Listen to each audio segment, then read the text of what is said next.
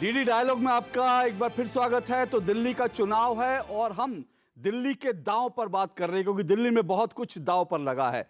दिल्ली में बीजेपी एक बार फिर से करीब 2.5 दशक बाद सत्ता में वापसी के लिए जो है वो लगातार जोर लगा रही है।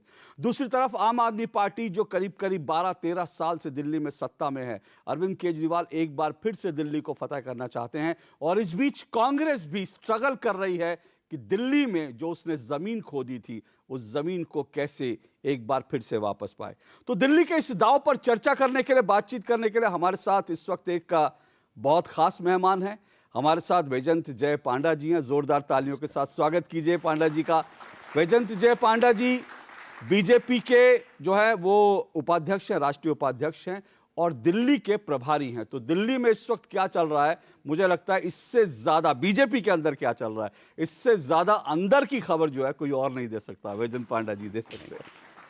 तो वैजयंत पांडा जी बताइए, अंदर की खबर क्या है, बीजेपी किस हाल में है अभी दिल्ली में? देखिए, कार्यकर्ताओं में बहुत जोश है क्योंकि जो रिस्पॉन्स अभी मिल रही है जनता से बहुत एनकरेजिंग है। जनता ने पहले कांग्रेस को 15 साल की मौका दे चुके हैं और जो सब घोटाला हुए थे उस समय के उनको अभी भी याद है। बीच में 10-12 साल इन्होंने ये जो आपदा थोपा हुआ है दिल्ली पर, इनको मौका दिए हैं। अभी भी लोगों को शायद वो झुग्गियों में हो या कहीं भी हो, उनको पीने के पानी के लिए टैंकर माफिया से खरीदना पड़ता है क्योंकि इतना गंदा पानी उनको मिलता है कि वो पीने के लायक नहीं है। ऐसे मैं बहुत उदाहरण दे सकता हूँ। तो जो रिस्पॉन्स हमें मिल रही है पब्लिक से, वो मन बना चुके हैं कि इस बार भाजपा को मौका देनी चाहिए।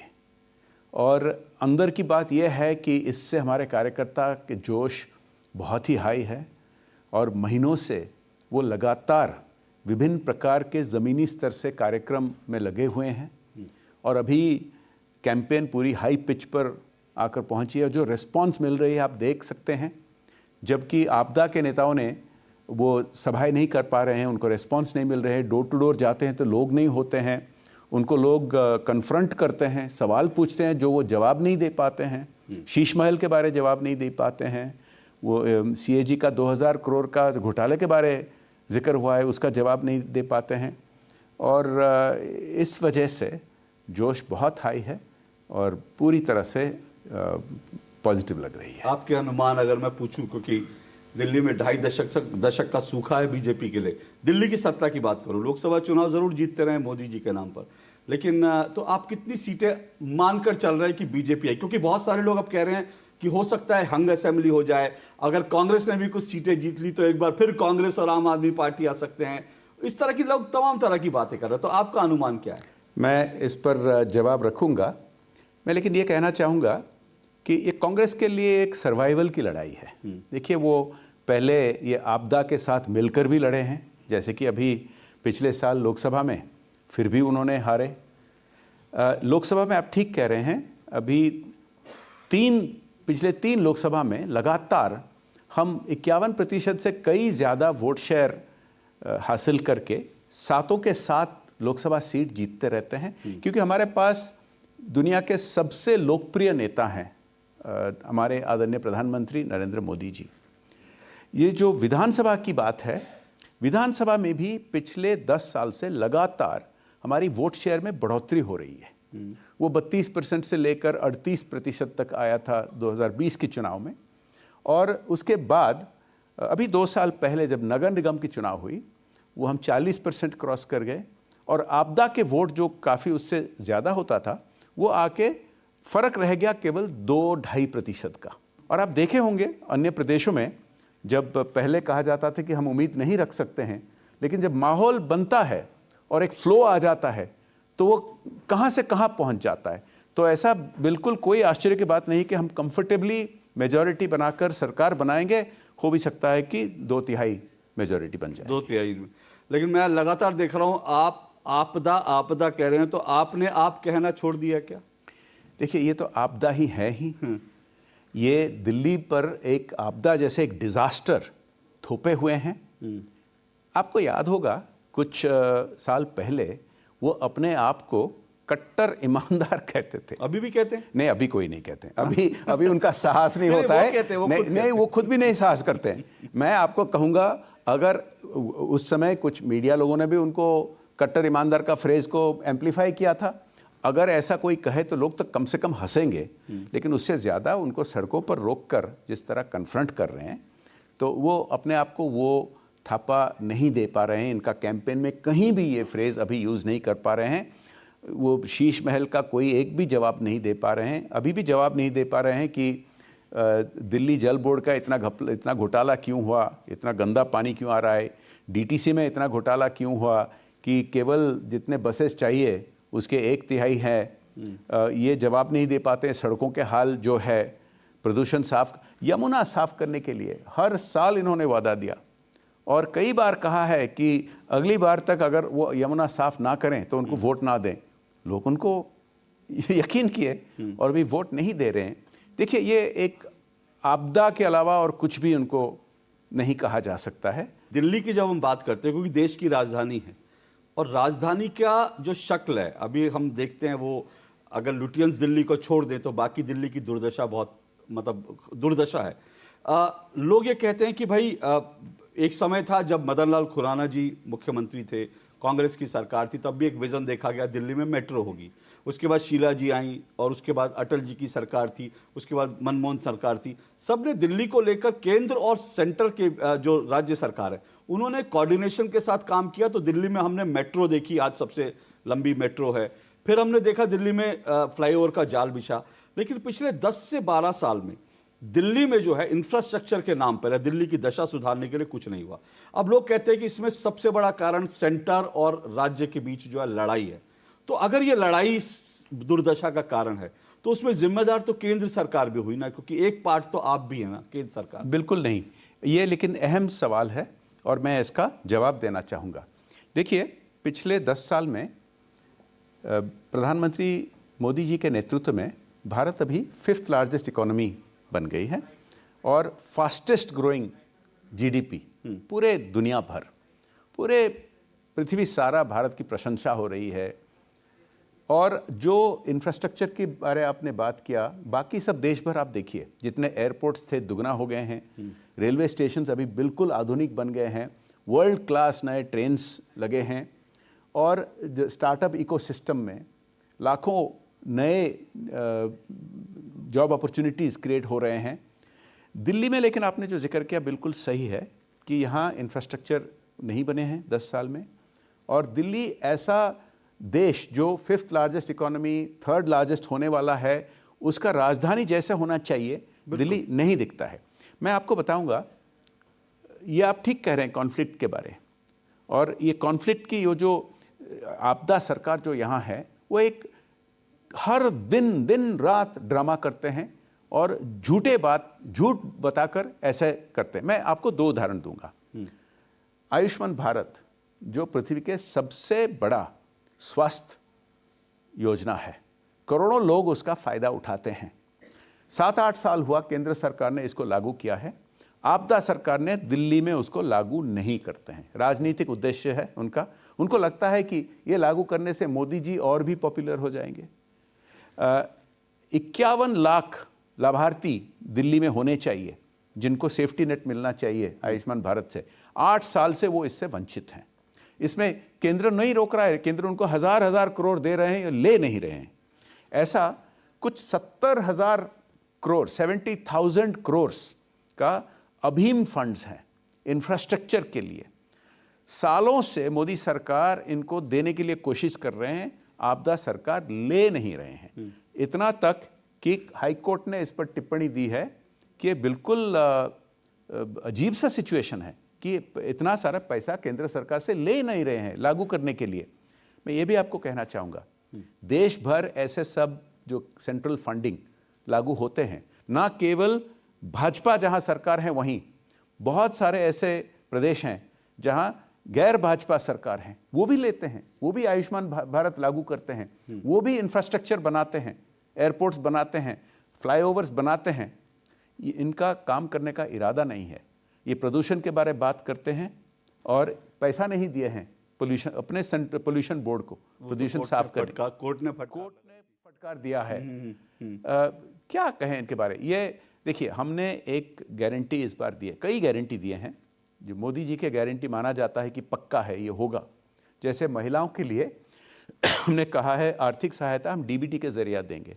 हम इसका ट्रैक रिकॉर्ड है, मध्य प्रदेश में लाडली बहन, उड़ीसा में सुभद्रा योजना, कई प्रदेशों में दिए हैं, और जहाँ बोले हैं इमीडिएटली सरकार बनाने के बाद उसको लागू किए हैं।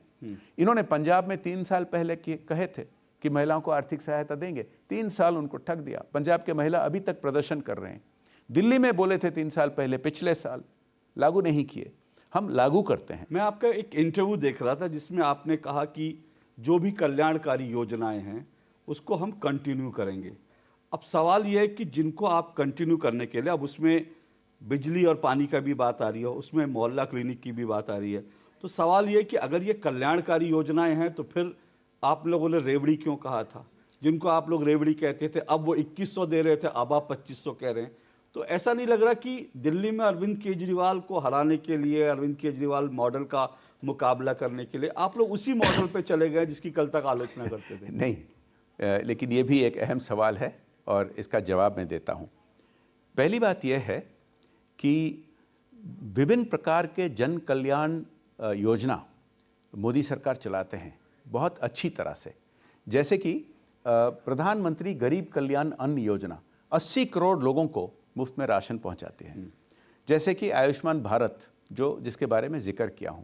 देखिए, इंडिया अभी तक एक डेवलपिंग नेशन है। एक तरफ से हम फास्टेस्ट ग्रोइंग इकोनॉमी बन गए हैं मोदी जी के नेतृत्व में, 5th लार्जेस्ट, अभी 3rd लार्जेस्ट होने वाले हैं। दूसरी तरफ हमारे अभी तक भी डेवलपिंग नेशन की स्टेटस है, और इन नीतियों के जरिया 25 करोड़ लोगों को गरीबी रेखा से ऊपर उठाया गया है। लेकिन फ़र्क यह है कि भाजपा और मोदी सरकार ने जो जन कल्याण योजनाएं लागू किए हैं, ये इसमें करप्शन नहीं है। हम इतने लाखों करोड़ों का खर्च किया हुआ है देश भर, ना कहीं आप कोई डिस्क्रिमिनेशन देखेंगे, भेदभाव किसी के धर्म को लेकर, जाति को लेकर, ना कभी आप कहीं भी देखे हैं कि कोई इसमें भ्रष्टाचार हुआ है। दूसरी बात है कि हम इसको फिस्कली रिस्पॉन्सिबल मैनर में करते हैं कि बजट उसको किया जाता है और बजट के तहत डीबीटी के जरिए दिया जाता है। मध्य प्रदेश, छत्तीसगढ़, उड़ीसा, विभिन्न प्रदेशों में। और आप देखें इनका फिस्कल स्टेटस बहुत ही अच्छा है, बहुत अच्छा मैनेज किया गया है। जबकि दिल्ली में आपदा ने क्या किए हैं? दिल्ली में सब जगह घोटाला, ये मुफ्त के नाम घोटाला, दिल्ली जल बोर्ड में घोटाला, क्लासरूम घोटाला, लिकर स्कैम, सीएजी ने निकाला है 2000 करोड़ का स्कैम। आप शीश महल के बारे तो जान चुके हैं, अभी अभी एक नया झूठ बोले हैं। ये इस तरह का झूठ मैंने समझ में भी नहीं आता है। पानी में जहर डाले हैं। ये हम इसी को जाकर, देश की राजनीति में पहली बार इस तरह की चीज अजीब सा है कि पानी में जहर डाला हुआ है। ये लोग जान चुके हैं ये किस तरह का धोखेबाज हैं और ठगते हैं लोगों को, और 10 साल भरोसा रखे हैं इन पर, इन्होंने उनको ठग दिया। इस बार दिल्ली के लोग मन बना चुके हैं। आपके हिसाब से इतने सारे मुद्दे, आपने कहा करप्शन है, दिल्ली में डेवलपमेंट नहीं हुआ, इंफ्रास्ट्रक्चर नहीं हुआ, लगातार झूठ बोला, आपके हिसाब से सबसे बड़ा मुद्दा क्या है जो आपको ग्राउंड से लगातार फीलर्स आ रहे हैं कि भाई ये एक मुद्दा है जिस पर दिल्ली सोच रही है कि हाँ इस बार हमको वोट करना है? ऐसे कई बड़े मुद्दा है। सबसे बड़ा है कि जनता में आक्रोश है, गुस्सा है। देखिए, जब मैं पहले भी शायद कहा आपको कि जब झुग्गियों में 10 साल से इन्होंने कह रहे हैं आपदा लोगों ने कि आपको हम साफ पानी देंगे, अभी तक 10 साल हो गए हैं, वो पानी पीने का लायक नहीं है। अगर कोई उस पानी को पिएगा तो टाइफॉइड हो जाएगा। हॉस्पिटल जाने के लिए हॉस्पिटल के फैसिलिटीज़ इन्होंने नहीं बढ़ाए हैं 10 साल में, जबकि हम वादा किए हैं कि हर जिला में सुपर स्पेशलिटी हॉस्पिटल फैसिलिटीज़ लागू किए जाएंगे। तो ये जो गुस्सा है, जब गरीब लोगों को पीने के लिए पानी खरीदना पड़ता है टैंकर माफिया से, गुस्सा होता है। जब सड़कों के हाल आप देखते हैं, पब्लिक ट्रांसपोर्ट का हाल आप देखिए, कोई ना तो कोई फ्लाईओवर, जैसे मैंने कहा डीटीसी में बसेस की 2/3 कमी है, ऐसे बहुत सारे पार्किंग नहीं है। आप भी जानते हैं, हम सब जानते हैं, जो कुछ साल पहले हमें 15 मिनट लगता था किस जगह से कोई और जगह जाने के लिए, आज के दिन कम से कम 45 मिनट लगता है।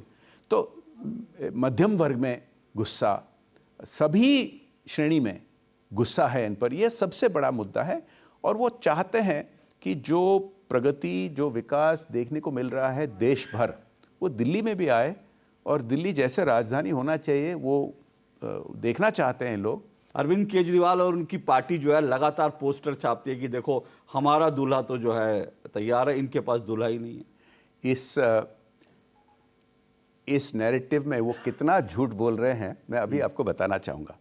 पहले ये सवाल आपदा को ही पूछना चाहिए, क्योंकि उनका दूल्हा जेल से निकले हुए हैं और बहुत कई महीने भ्रष्टाचार के आरोप पे जेल में रहने के बाद बहुत स्ट्रिंजेंट कंडीशंस हैं, बहुत कठिन शर्तें हैं कोर्ट के।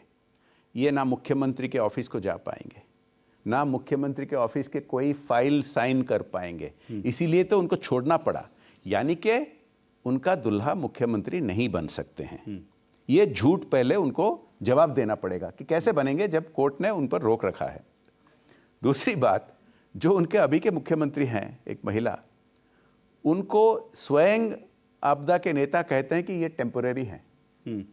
तो जवाब उनको देना चाहिए भाई साहब कि उनके टीम के लीडर कौन है, क्योंकि कोई तो दिखता नहीं। On the other side, Bhajpa ऐसी पार्टी है जो एक दिन का चाय बेचने वाला को आज 3 बार के लिए हम पाए हैं देश के प्रधानमंत्री और दुनिया के सबसे लोकप्रिय नेता। हमारे पार्टी में कोई भी कार्यकर्ता जो मेहनत करते हैं, लोगों से जुड़े रहते हैं, वो बन सकते हैं, आगे बढ़ सकते हैं। आप देखिए उड़ीसा में, राजस्थान में, मध्य प्रदेश में, सब जगह हमारे कलेक्टिव लीडरशिप होती है। अच्छा, दिल्ली में घुसपैठिया एक मुद्दा है क्या? क्योंकि एक तरफ हम घुसपैठियों को आप बाहर निकालने की बात होती है तो अरविंद केजरीवाल कहते हैं कि भाई दिल्ली तक आ गए तो हमने थोड़ी बसाए तो निकाला, ये तो केंद्र सरकार की नाकामी अगर वो यहाँ तक दिल्ली तक आ जाते हैं।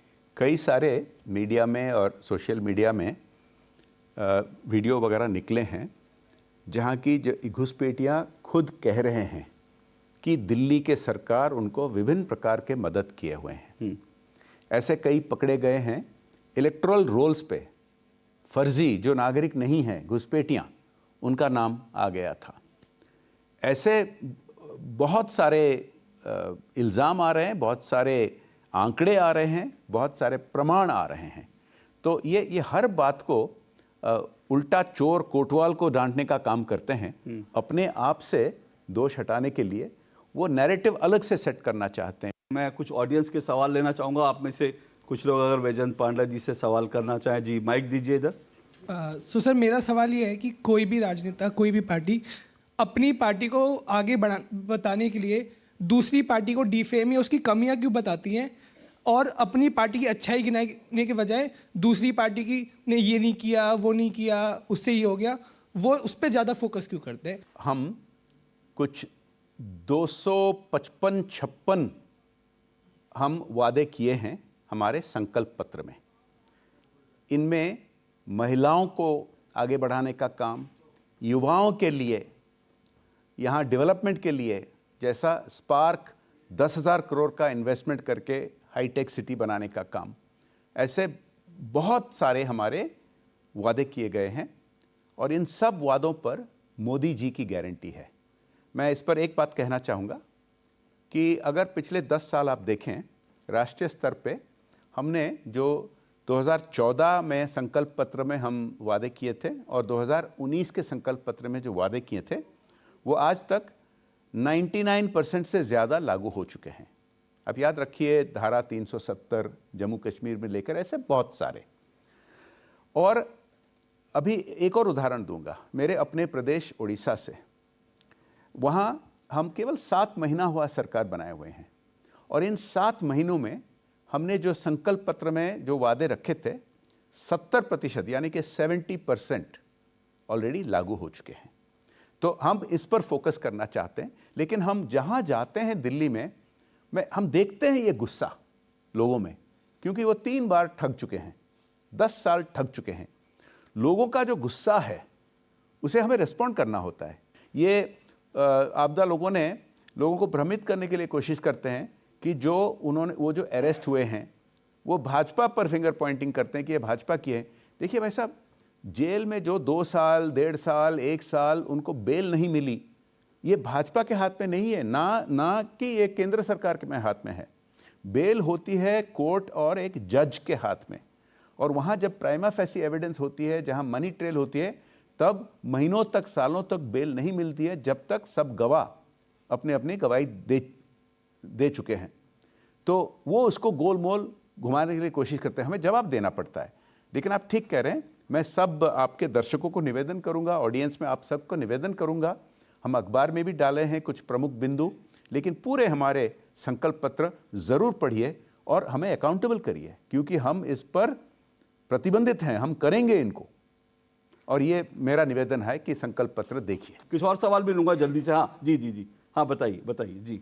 सर, मेरा एक सवाल है, जहाँ भी जाता हूँ तो लोगों की एक बड़ी समस्या रहती है कि जो बुनियादी समस्या है, सड़क की हो या पानी की हो या बिजली की हो, एजुकेशन की हो, अगर बीजेपी ज़्यादा उस पर फोकस करे जो वास्तविक समस्या है, जो ऐसा कि आपने शीश महल की बात करी, तो मुझे लगता है कि लोगों की शीश महल में ज़्यादा दिलचस्पी ना है, उनकी दिलचस्पी उनकी सड़क है, गलियां हैं, मोहल्ला क्लिनिक की जो दुर्गति है उस पर ज़्यादा फोकस है। तो आम आदमी पार्टी के एक नेता से मेरी बात हो रही थी, तो वो खुश हो रहे थे कि बीजेपी अच्छा है कि वो उस पर जा रहे हैं। अगर जितना वो बुनियादी चीज़ों पे और डिबेट करेंगे, लोगों के बीच में जाएंगे, तो उससे आम आदमी पार्टी को नुकसान होगा। अभी हमारे डोर टू डोर कैंपेन चल रहा है, लाखों घर पे पहुंचा गया है हमारे संकल्प पत्र या उसका कोई शॉर्ट फॉर्म या कोई कार्ड, एक गारंटी कार्ड हम दे रहे हैं कि ये मोदी जी की गारंटीज़ हैं, हम महिला के लिए ये करेंगे, हम छात्रों के लिए ये करेंगे, हम इंफ्रास्ट्रक्चर ऐसे बनाएंगे, ऐसे हम कहते रहते हैं। लेकिन जैसे मैंने कहा, आपदा ने कोशिश करते हैं बराबर ये नैरेटिव शिफ्ट करने के लिए, इधर उधर का फिजूल बातें करते हैं और जिस तरह का आरोप लगाते हैं जो एक्चुअली उन पर आता है, लेकिन वो डाइवर्ट करने के लिए कोशिश करते हैं। दिल्ली में दंगे हुए थे और दंगों को लेकर अभी भी मामले चल रहे हैं, उसके ऊपर एक फिल्म आ रही है दिल्ली दंगों पर, और वो शायद बहुत जल्द आने वाली है। अभिषेक मनु सिंघवी ने कांग्रेस की तरफ से एक प्रेस कॉन्फ्रेंस करके कहा है कि ये बीजेपी जो है ये वोट को पोलराइज करने के लिए और इस तरह की फिल्में प्रमोट करती है ताकि दिल्ली का माहौल बिगड़े, दंगों की बात हो दिल्ली में जो दंगे हुए थे। ये कांग्रेस की पुरानी आदत है कि असलियत को छिपाते हैं, कोशिश करते हैं, प्रयास करते हैं और वोट बैंक पॉलिटिक्स करते हैं। जो याद करिए, कांग्रेस का भी ट्रैक रिकॉर्ड क्या है दंगों में, बहुत सारे हैं। याद करिए कि कांग्रेस भी जो वादा करती है हिमाचल में उसको लागू नहीं किया, जो कर्नाटका में वादा किया उसको लागू नहीं किया, और असलियत जब बाहर निकलती है, जैसे कश्मीर फाइल्स के जरिए पंडितों का जो हाल हुआ था जम्मू कश्मीर में, इन्होंने आपदा ने उसका मजाक उड़ाया दिल्ली असेंबली में। कांग्रेस के कई सारे नेता कहे, इसको दबाने के लिए कोशिश किए। देखिए, दिल्ली में जो दंगा हुआ, आप सब दिल्ली में रहते हैं, क्या आप नहीं देखे थे, आप नहीं दिखाए थे अपने स्क्रीन पे ये लोग जो धमकी देते थे कि असम को काट देंगे भारत से, जो लोग भारत के टुकड़े टुकड़े करेंगे करके नारा देते थे, उनके भाषण आपने नहीं देखा, आपने नहीं सुना, आपने खुद दिखाया होगा। क्या जो लोग एक आईबी ऑफिसर को कई दिनों तक टॉर्चर करके उनका मर्डर किया, अभी जेल में है, जेल से लड़ रहे हैं एक अलग पार्टी से, क्या ये सच्चाई नहीं है? तो ये आपको सोचना पड़ेगा। असम से बदरुद्दीन अजमल, वहाँ के बड़े मुस्लिम नेता, हालांकि चुनाव हार गए थे इस बार, उन्होंने भी कह दिया कि बहुत सारे मुसलमान मिलकर जो है आम आदमी पार्टी को जिताएं। क्या ये वोट जिहाद है? देखिए, वो बदरुद्दीन अजमल का जो ट्रैक रिकॉर्ड है असम में, शायद दिल्ली के लोग इतना उनको नहीं जानते होंगे। जिस तरह के वो वहाँ लोगों को प्रोवोक करते हैं, उकसाते हैं, अगर दिल्ली में वो करते हैं तो उनको आप सवाल पूछना चाहिए, आप क्यों पोलराइज कर रहे हैं? उनको पूछना चाहिए, आप ऐसे लोगों के लिए क्यों प्रचार कर रहे हैं जो केंद्रीय ऑफिसर्स का हत्या किए हुए हैं? उनको पूछना चाहिए कि विभिन्न प्रकार के जो इश्यूज हैं वो दिल्ली के विकास पर चर्चा करें। 38% पर बीजेपी विधानसभा चुनाव में आके ठहर जाती है, लोकसभा चुनाव में आपका चाहे जाती है नहीं, हाँ। 32 से 38 तक लगातार बढ़ोतरी हुआ ठीक है, था। लेकिन और वो 5 साल पहले की बात। हाँ। फिर उसके बाद नगर निगम में 40 टप गए थे, जबकि आपदा ने 50 से कम के 42 तक आए थे। उसके बाद उन्होंने 2 साल जेल में रहे हैं उनके नेता लोग, और सीएजी का रिपोर्ट निकला है। इसके बाद अभी निकट में हरियाणा में, महाराष्ट्र में चुनाव के बाद लेकिन आपको 50% के ऊपर जाना पड़ेगा ना, अगर दिल्ली में आप चाहते हैं सरकार बनाना। हम बहुत आगे हैं उनसे। हाँ। दिल्ली के लोग, मैं बार बार आपको कह रहा हूं, आप जाके आप विभिन्न मोहल्ला में, विभिन्न सड़कों पर आप लोगों के मत लीजिए। आपको देखने को मिलेगा कितना गुस्सा है लोगों में कि वो इस मन बना चुके हैं और दूसरों को वो 15 साल 12 साल मौका दे चुके हैं। अभी एक नारा सभी के मुंह पे है कि भाजपा को मौका देना चाहिए। चलिए, वो नारा कितना लोगों के मन में है वो तो पता चलेगा। 5 तारीख को पोलिंग, 8 का इंतजार करना पड़ेगा। लेकिन बहुत बहुत शुक्रिया वैजयंत पांडा जी। चुनाव का टाइम है, आप लोगों की लंबी लंबी बैठकें होती हैं, उसमें से आप समय निकाल कर आए, हमसे चर्चा की। बहुत बहुत शुक्रिया। एक बार फिर जोरदार ताली वैजयंत पांडा जी के लिए। बहुत बहुत शुक्रिया, आभार सर।